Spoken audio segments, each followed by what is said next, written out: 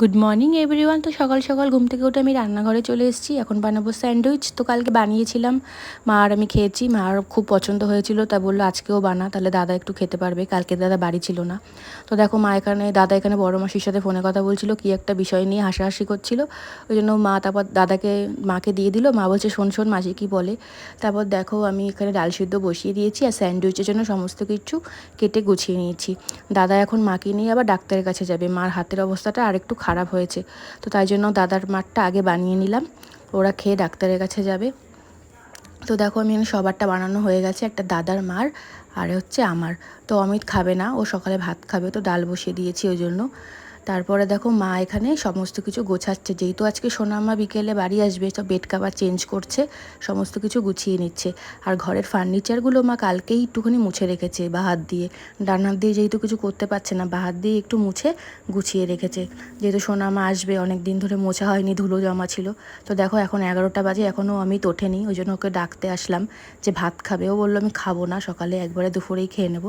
ওই জন্য আমি আবার লাইট বন্ধ করে চলে আসলাম রান্নাঘরে। তো দেখো মা এখানে ডাক্তার দেখিয়ে চলে এসছে, মাছ নিয়ে আসছে।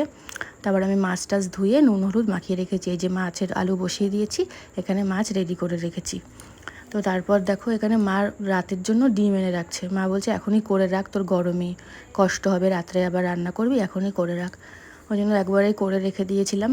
আর এখানে মাছ ভাজা বসিয়ে দিয়েছি, অল্প একটু ডিম ছিল, তো ওটা দিয়ে আমি বড়া বানিয়ে একটা খেয়ে নিয়েছি, যেহেতু অল্প একটু, তো ওই জন্য আমি এখনই খেয়ে নিয়েছি। তারপর দেখো আমার মাছ রান্না করাও হয়ে গেছে, আর এখানে ভাত বসিয়ে দিয়েছি, এখন যাব ঘর মুছতে। তো তারপর এটা বিকেলবেলার ভিডিও, আর খেয়ে দিয়ে শুয়ে পড়েছিলাম, এটা বিকেলবেলায়। তো দেখো মা এখানে মার কুকুরকে ডাকছে, মানে ও আসেনি আজকে দুপুরবেলা খেতে, তো ওই জন্য মা অনেক টেনশন করছিল। ওই জন্য ডাকতে ডাকতে গেল, বলছে দাঁড়া আমি ওকে একটু খুঁজে আসি। তো এখনই বৌদি আসবে, তাই বললাম যে বৌদি আসার আগেই, মানে সোনামাকে নিয়ে আসবে তুমি, তার আগেই ওকে খুঁজে নিয়ে আসো।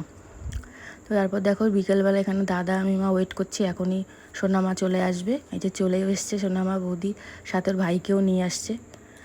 তো দেখো সোনামা চলে এসছে অনেক দিন পর। সোনামা আসলো বাড়ি, অনেক দিন পর না, মানে প্রথমেই আসলো। এই যে সন্ধ্যাবেলা আমরা চা নিয়ে বসে পড়েছি, বৌদির চা খাওয়া হয়ে গেছে, আমি এই যে নিজের চা নিয়ে খাচ্ছি। তারপর আমরা পাস্তা খেয়ে নিলাম। তো ব্লগটা কেমন ভালো লাগলে একটা লাইক করে দিও, চ্যানেলটা সাবস্ক্রাইব।